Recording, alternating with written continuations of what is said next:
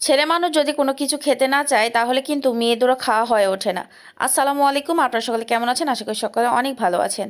যেমন এই যে পিঠাপুলি আপনাদের ভাই একদমই পছন্দ করে না, মানে একদমই বললে ভুল, হয়তো করলে আধ ঘান, মানে অর্ধেক বা পুরাটা একটা খেলেও মানে খুবই কষ্ট করে আর কি সেটা খায়। মানে পিঠাপুলি অতটা তার পছন্দ না, যার কারণে পিঠাপুলি ফাস্টফুড আইটেমটা আমি কিন্তু অনেক কম করি। আপনারা হয়তো জানেন, যখন বাসায় গেস্ট আসে তখন ছাড়া আমার কিন্তু সেরকমভাবে পিঠাপুলি বানানো হয় না।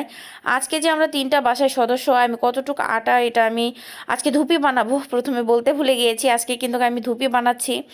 তো বাড়ি থেকে আসার পর ভাবলাম যে টুকটাক খাওয়া হয়েছে, আর বেশি করে জোগালের খাবার কিন্তু খুব একটা খাওয়া যায় না। পিঠা খাবেন না, মাংস খাবেন না, ভাত খাবেন না, বিরিয়ানি খাবেন, দেখা যায় যে কোনো কিছুই ভালোভাবে খেয়ে ওঠা হয় না।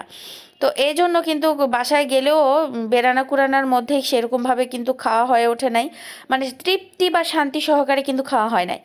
তো এই জন্য মা আসার পথে কিছুটা আটা দিয়ে দিয়েছে, আর আমি কিন্তু আসার পথে গুড় ইত্যাদি ইত্যাদি সবজি যা লাগে আমার প্রয়োজনীয় জিনিসপত্র আমি কিন্তু সব কিনে এনেছি। আর মা এর মধ্যে একটা মুরগি দিয়েছে, বড়োভাবে একটা মুরগি দিয়েছে, মানে এগুলো বাড়িতে পালন করে ওনারা। তো দিয়েছে, যা আমার বাপ মায়ের যতটুকু সামর্থ্য বা সাধ্য কুলিয়েছে ততটুকু দিয়েছে। আলহামদুলিল্লাহ সব কিছু মিলিয়ে। তো এখন আমি এই যে গুড় যেটা কিনে নিয়ে এসেছিলাম আর এই যে আটাটা আমি চেলে নিয়েছি, ভালোভাবে লবণ দিয়ে পানি দিয়ে কিন্তু সুন্দরভাবে মথে নেওয়ার পর তারপরে আমি কিন্তু এই যে মশারির কাপড় দিয়ে চেলে নিয়েছি। এটা কিন্তু আপনার রেসিপিটা ফলো করতে পারেন। আর এই যে এই ভাগা তোলা মানে ধুপি বা হলো কি বলে ভাপা পিঠা, আমাদের কিন্তু ওখানে ভাগা পিঠা ভাগা বলে, ভাগা ধুপি এরকম নামে পরিচিতি। তো কার অঞ্চলে কি নামে চেনে বা কি নামে বলে অবশ্যই কমেন্ট জানাবেন। আর এদিকে কিন্তু আমি খুব একটা এক্সপার্ট না, একটা জিনিস কিন্তু প্রত্যেক দিন করলে চর্চা থাকে, করে করে করে অভ্যাস হয়। যেহেতু আমার পিঠাপুলি বানানো খুবই কম, কিন্তু আলহামদুলিল্লাহ যা পারি আলহামদুলিল্লাহ। হয়তো প্রথমবার বানাচ্ছি, মানে প্রথমবার ঠিক না, এই বছরে প্রথম আমি ভাগা বানাচ্ছি বা ধুপি বানাচ্ছি।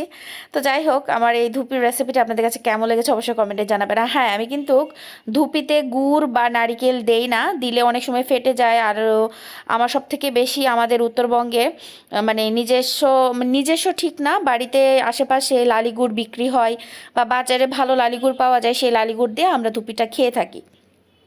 তো এভাবে একে একে আমি তিন চারটা করে উঠিয়ে নিব। মোটামুটি আমি পাঁচটাই করেছি, এই পাঁচটা দিয়ে আমাদের পরে আবার তিনটা ফেলে দিয়ে দিতে হয়েছে, মানে দুইটা সবাই মিলে খেয়েছি।